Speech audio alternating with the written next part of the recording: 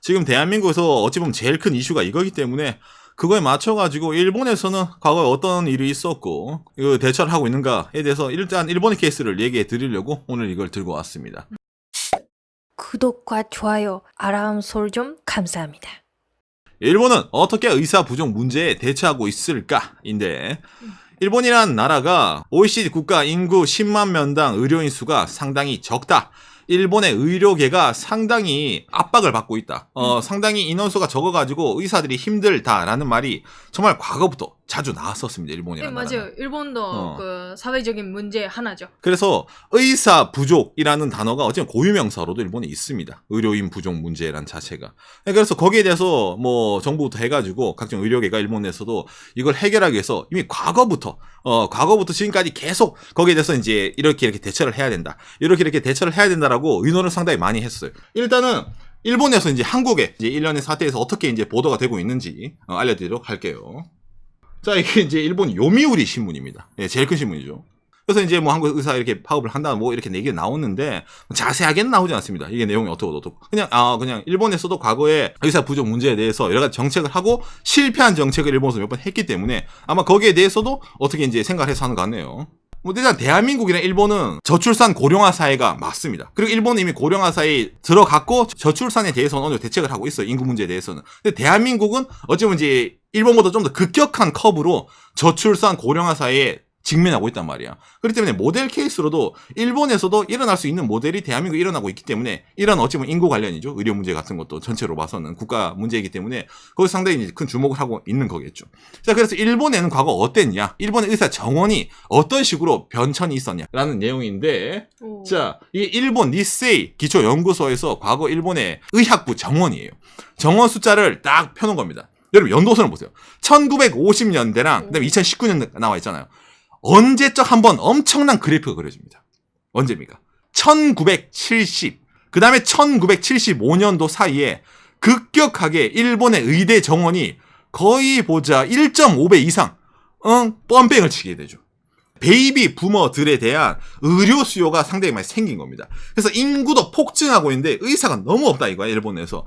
그래서 일본의 의사를 한번 팍 늘리자, 정원을 늘리자 해서 정책을 했었습니다. 과거에 했는데 한번 팍 늘리고 좀 늘어나다가 다시 약간 줄어들게 되죠.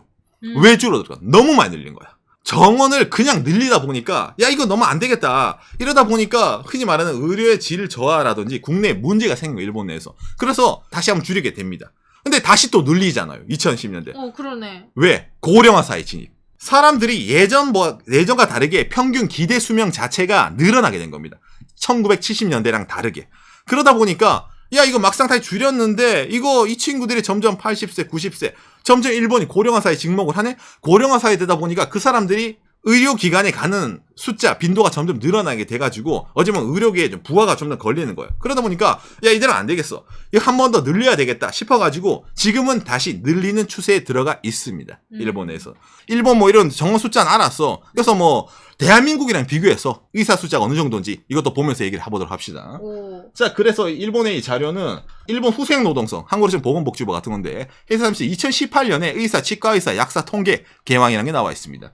이거 자료를 딱 보게 되면은 자, 결과의 개요인데 이 위에 게 의사예요. 1982년부터 2018년까지 인구 10만 명당 의사 숫자입니다. 그러니까 보면은 예전에 인구 10만 명당 141명 적을 때는 그리고 지금 늘어나서 258명이거든요. 인구 10만 명당의 일본의 의사 숫자는 꾸준히 늘어났어요. 여기에 대해서도 함정이 있는데 뭐냐면은 자 이게 일본의 인구 통계인데 일본이 인구가 줄어들고 있습니다. 그래서 지금 일본의 현재 인구가 1억 2,593만 명이거든요. 예. 그래서 이제 인구는 줄어드니까 당연히 인구가 줄어들면은 인구 몇 명당 의사 수도 당연히 늘어날 수밖에 없겠죠.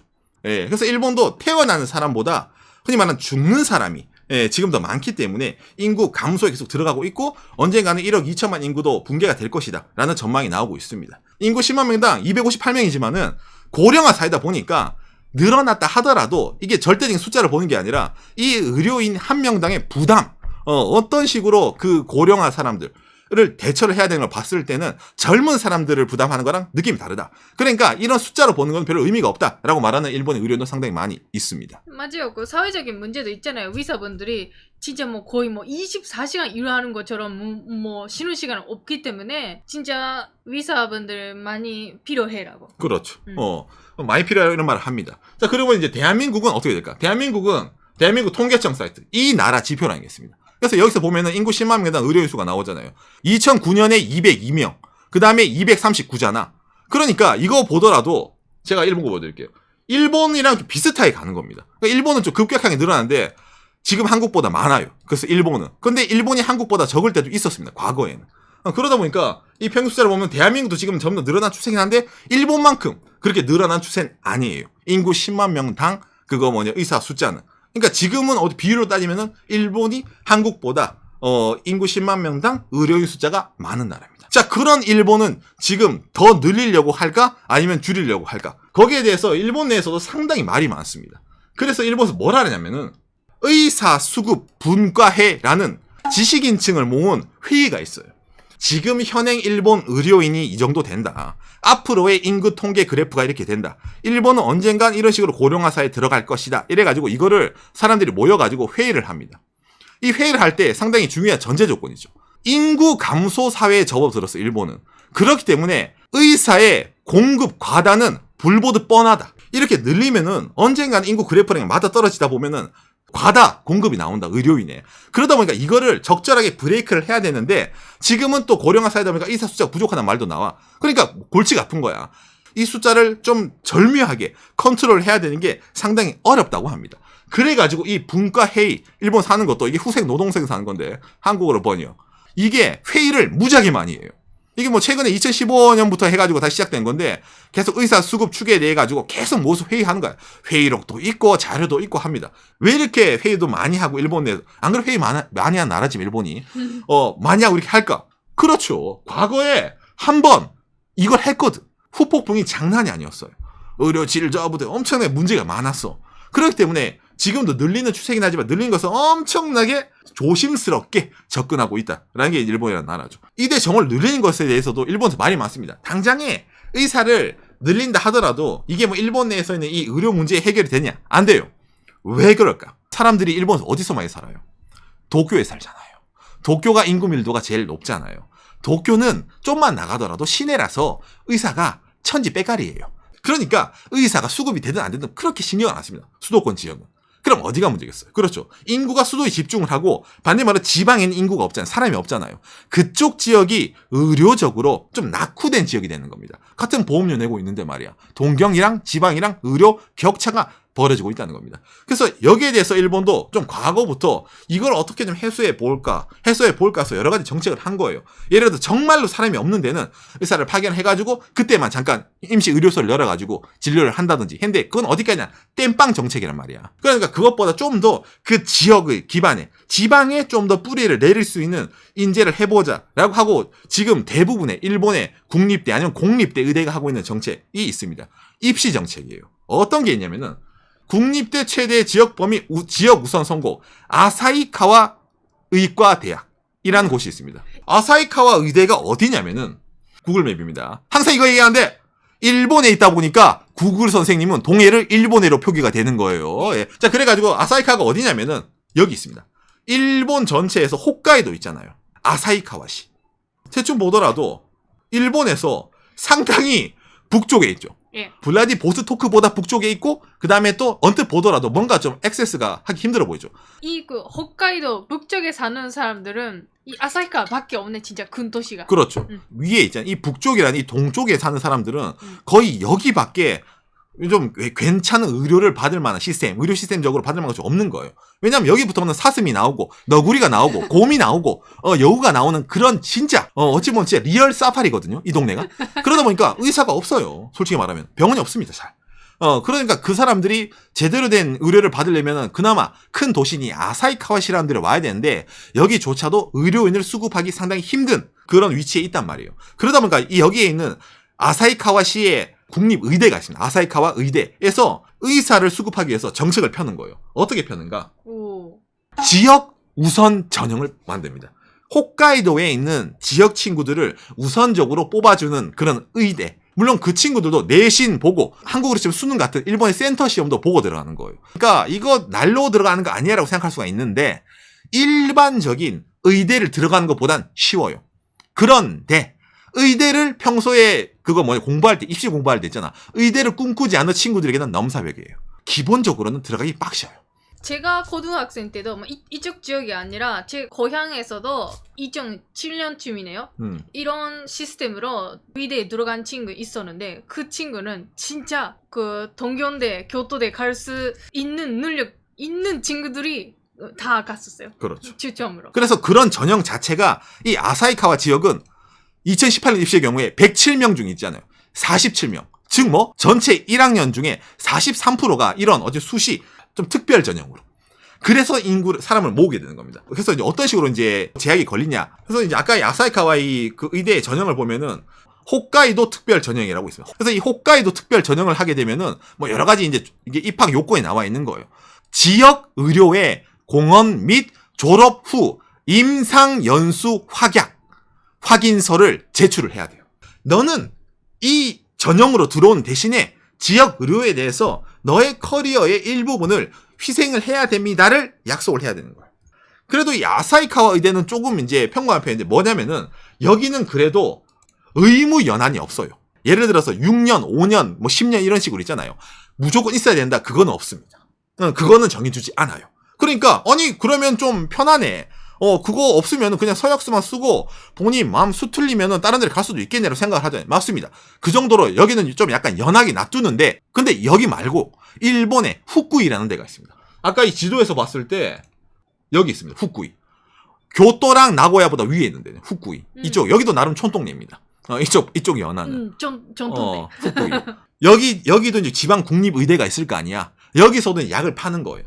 어떤 식으로 제약을 두냐면은 후쿠이 대학의 의사 추천 입시의 모집 요강입니다. 이거 보면은 나오거든요. 의사 면허 획득 후 계속해서 후쿠이 현내 지정 의료 기관에 있어서 지역 의료에 종사해야 되는 거를 확약을 하고 하나 더 있는 거예요. 아까는 확약하면 끝났잖아. 홋카이도는. 후쿠이 현 의사 확보 장학금을 희망을 하고 의사 확보 장학금을 받아야 된단 말이에요. 의무적으로 너는 여기에서 서약서 쓰고 장학금도 무조건 받아야 되는 거예요.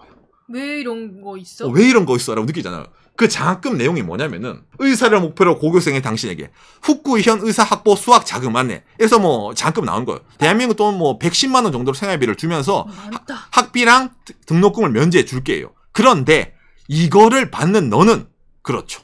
임상 연수를 수료한 후 9년 동안 지방령을 해야 돼요. 후쿠이 현에서. 이게 조건입니다. 그러니까 이걸 이미 입시 전형에서부터 박아둔 거야. 너는 들어오게 되면은 돈은 전액으로 줄 테니까 대신 9년간은 무조건 있어야 돼. 이렇게 박아두는 거예요. 제가 지금 예를 든 이 홋카이도만 있나 아니면 후쿠이에만 있나요? 아니에요. 다 있습니다. 당장에 추미코 선생님이 고향인 여기 이제 미에현이라고 있거든요. 네. 미에현에도 있습니다. 제가 고등학생 때 시절 아까 그 2007년 입학 그런 친구들은 5년간은 그 미해현이 있어야 된다고. 우대를 해줄게. 그러니까 일반 입시 전형보다 조금 쉬운데 그리고 장학금 같은 거를 이제 어찌 보면 먹이로 하면서 있잖아요. 각 지역마다 우리 쪽으로 오세요 하는 거예요. 그러니까 어찌 보면 좀 대도시에 좀 가까운 데라든지 어쩌면 지형이라든지 그런 게 따라서 약간 조건이 달라집니다. 이 동네에서 머리 좋은 친구가 예를 들어 도쿄 대학 안 가고 일부러 여기 있으란 말이야. 맞아. 동네에 남아 있으란 말이야. 예. 도쿄 가면 장학금 안 주는데 우리는 장학금도 줄게.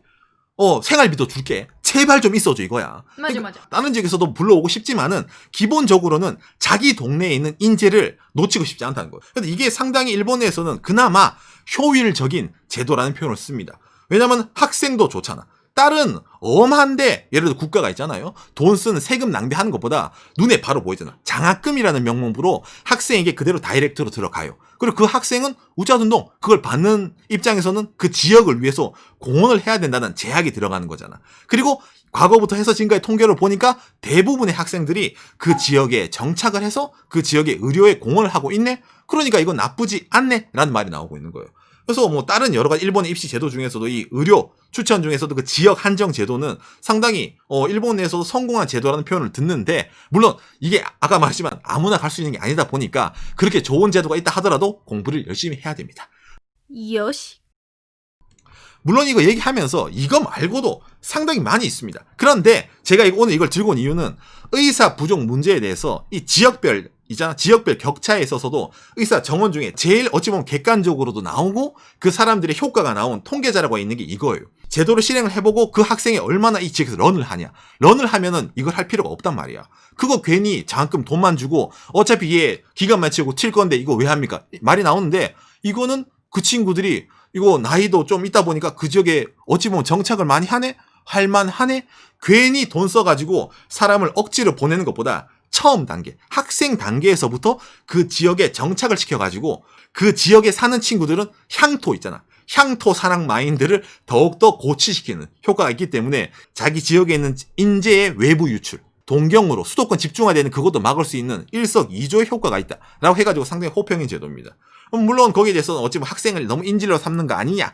야 이거 뭐 이 기간 너무 심하다. 그래도 뭐 그지 얘를 해야 되는 거 아니야. 라는 말도 있지만은 돈 받고 하는 건데. 남들보다 조금 더 어찌 보면 어드밴티지를 얻고 입시 제도에서 의대를 가는 거기 때문에 당연하다라고 말하는 사람이 있는 겁니다. 저도 의료인이 아니기 때문에 정답이라는 건 잘 모르겠지만은 일단 옆나라 일본은 이런 식으로 지방 격차를 줄이기 위해 가지고 의대에 저런 식으로 입시 전형을 두고 있다라는 얘기를 해봤습니다. 참고가 되었으면 좋겠습니다.